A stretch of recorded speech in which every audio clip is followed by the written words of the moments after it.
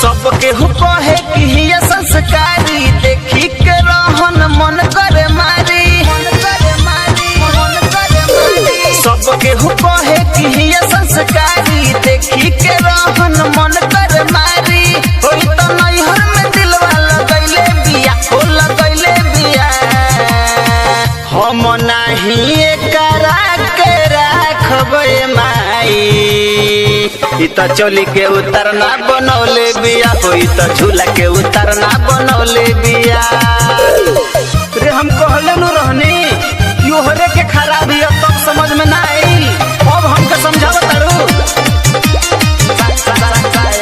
पोछा लगैले बिया, कुफुतल गइले बिया।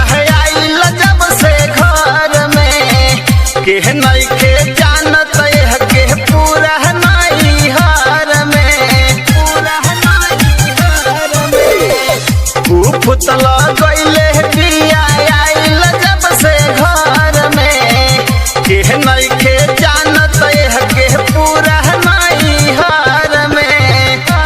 खाली नाम के सेनुरा लगइले बिया हो, खाली नाम के सेनुरा लगइले बिया हो। कैसे संगे जिंदगी बिताइबे माई। मिले यार के ई त बोलैले बिया हो, मिले यार के ई त बोलैले बिया। ए माई अपनी बारी जो सुधरी ना एकरा बाबूजी से बोला के हम बोल दे, हम ना रखबे के।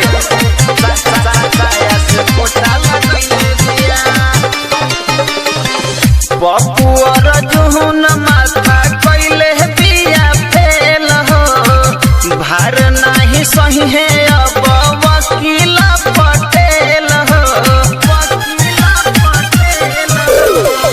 पप्पू और जुहन माथा कइले बिया फेल हो। भार नाही सही है अब वकील पटेल हो। गीता चंदन के जीत पचड़ौले बिया हो, गीता चंदन के जीत पचड़ौले बिया हो। काहे कर बाबू माई बाटे सिखैले। नया साया से पोछा लगैले बिया, नया साया से पोछा लगैले बिया।